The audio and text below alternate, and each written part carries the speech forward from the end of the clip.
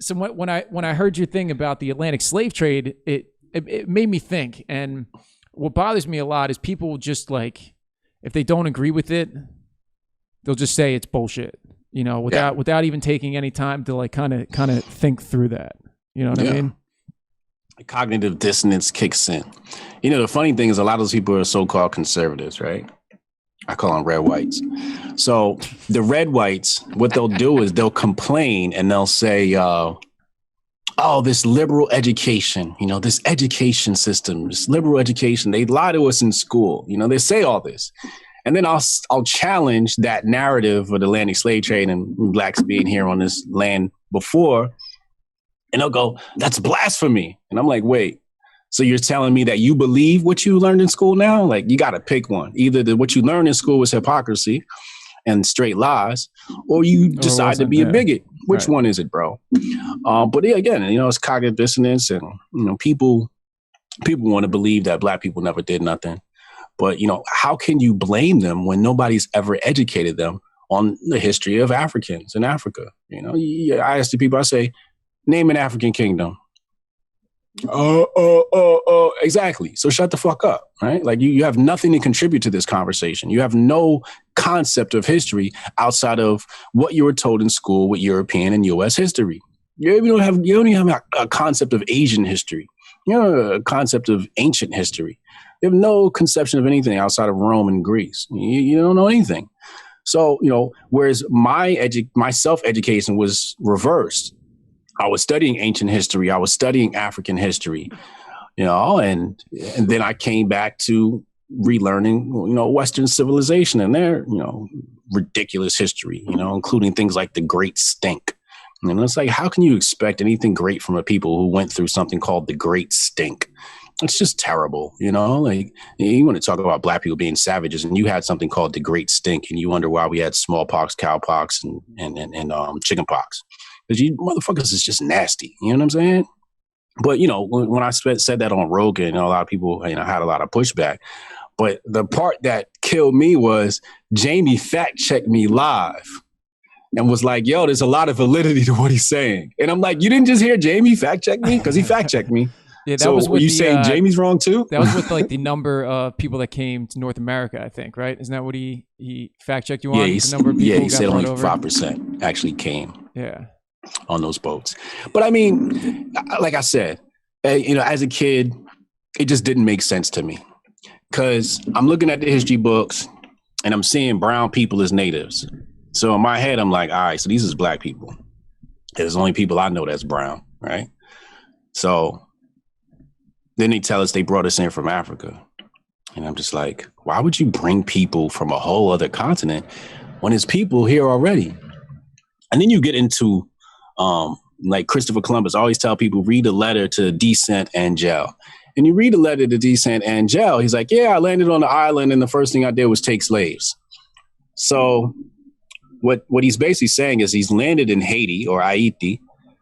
He met black people there, and then he took them as slaves. Then he took them and brought them back to Europe. So I'm like, how come people, when they talk about the transatlantic slave trade, don't talk about people coming from west to east? They always talk about from going east to west. They don't talk about the reverse, right? But that's what he did. He came back, and I think it was Queen Isabella. He's like, hey, I brought slaves back for you. And she's like, what the fuck am I supposed to do with these people? Right? Like, yeah. Go find me some gold, stupid.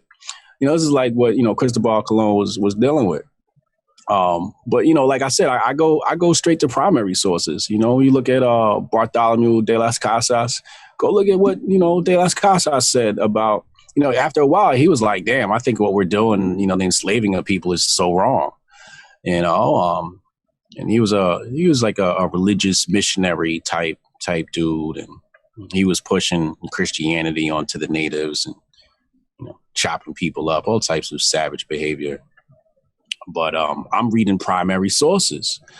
So if I'm reading primary sources and you're reading Houghton Mifflin and McGraw-Hill, I'm going to go with what I'm reading, because I'm reading it straight from the guy that experienced this, and then they try to say like, oh, black people didn't have boats. But when you read the De las Casas letter from Cristobal Colon, it says, we got there, they have a whole bunch of boats, the size of an 18-oared galley. I'm like, that's a pretty goddamn big boat. Yeah. So these people are traveling, back and forth to the islands, is what he's saying, like throughout the islands. And then I try to always relate it to common times. And I'm like, well, we got refugees who leave Cuba, come to Florida. We got people who leave Africa and come to America. So if people are doing it now, just to escape, imagine what people who didn't have oppression had time to sit there and build a nice little boat, what they did. They probably waited for the perfect weather and perfect conditions. And then I started digging into that and come to find out that if you leave off the coast of Africa, you don't even need a sail. There's certain currents that'll bring you right to the Americas. Yeah. So then I look up the currents. I'm like, oh, that's actually, factually correct, because that's how the currents travel. They travel like this circular motion, North America to Europe and then West Africa to America. It's like, oh, there's some validity here, So again, going back to what we said in the beginning, people are dumb because everybody's too lazy to look up information. But I was always been the type of person where if you said something, I was like going to look it up. If I didn't know something, I'm going to look it up. And I just always I was afraid of not knowing. I hated when somebody said something I didn't know it. That would irritate me. I'm like, I have to know what that person just said, right? Yeah. So I was always like, looking for real information.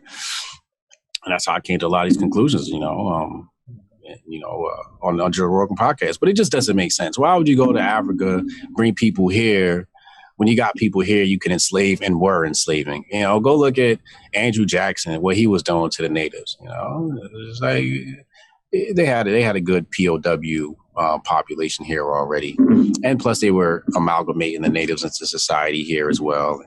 There's a lot of things that was happening. But. Yeah, it's surprising to me how so many people can say, this is what happened 400 years ago, 4,000 years ago, 10,000 years ago. It's like you have no idea. Like the things that you're basing this on are like loosely, like they're barely facts. It's all theories. And when I read Graham Hancock's book, I'm like thinking that.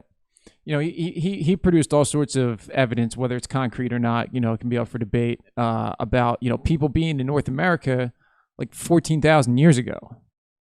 And, they have those mounds out in Ohio and throughout other places in the Midwest.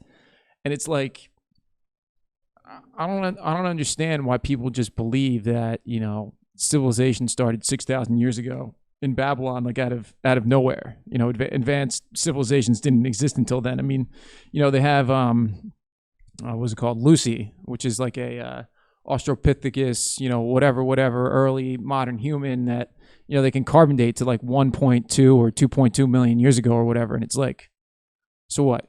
Man, maybe there was just we found one skeleton from like 1 million years ago, and then what?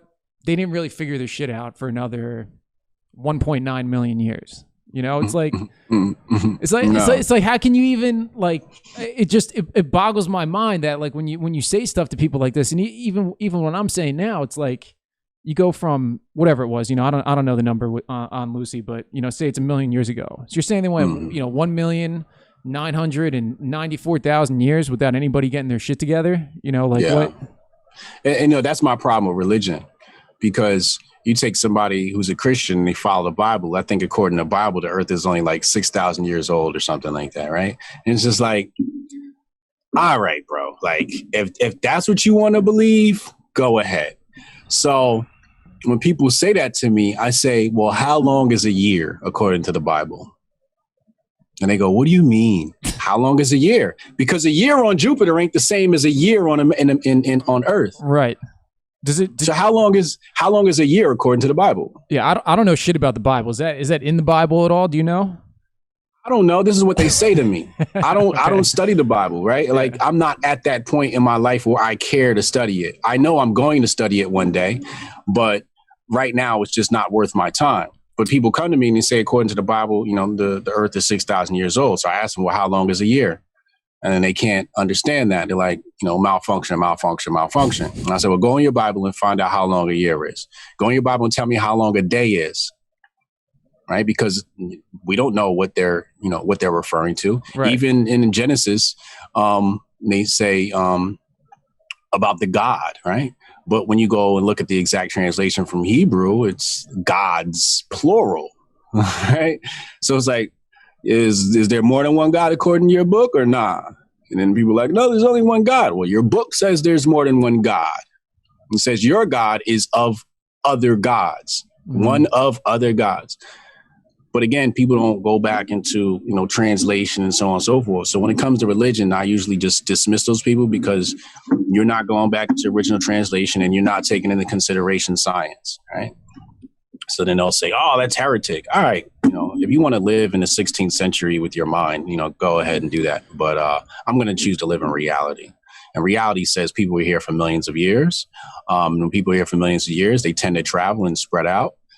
And that means there's a strong possibility that people will exist on all continents. If you don't want to believe that, that's fine. But don't tell me, don't invade my space and tell me I'm wrong until you've explored the facts.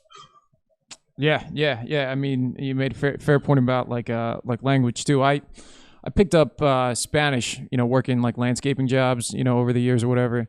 And I've always been super fascinated with the, similarities in different languages. And, when I talk to other people, when they're trying to learn a new language, you got to realize that you're speaking in essence really more than anything else. Like, words aren't anything but, what we define them as or what people understand them as. So, I see a lot of people who try to learn other languages are looking for some sort of direct translation, X equals X. And it's really not that. It's whatever the meaning is behind X will equal whatever the other word is for it, on the other side. And that's how I picked up Spanish so quickly, is I learned that I didn't have to figure out how to turn my English language into Spanish or whatever other language. I just had to figure out the essence of how to get the point across. And that's really all it is. So when you talk about translating the Bible from, whatever it was, Hebrew, Aramaic, or whatever other language it was written in the beginning, it's like, I mean, you can't really come to any sort of conclusion because you don't know who the hell, changed one word to one word to one word to one word to one word. And that was the problem I had as a kid too. It was like, I was just like, from a young kid, I was just like, I'm not on board with this at all. And I couldn't get any valid explanation from anybody for why I should be on board. And that was really the thing that I think did it for me, is when I would ask these questions, nobody made a convincing enough argument for me to be like, all right, I'm with you, Yeah. I mean, my thing was I was raised Catholic and I look at all the stained glass windows and there wasn't no black people. So I just, I'd go in an hour mass and I thought the stained glass stuff was beautiful. I could stare at it for hours, Yeah, same. Just, and just like, wow, this is like really cool. But I'd always ask myself, like, where's the black angels? Where's the black people? There's no black people on any of these things. There's no black people anywhere. I'm like, there's something wrong here. And then I was the only black family in an all white church. I'm just like, I just feel really alienated. I don't feel comfortable here. So I just would daydream the whole time. The best part about it was communion, because that means it's almost time to go and it tastes pretty good. And the frankincense, incense, I enjoyed that smell. I even have some I burn occasionally in the house. But other than that, the church was pretty wacky to me. I hated going to my grandma's church, which was a black church, because it was just too long. Yeah. And you'd be in there for hours.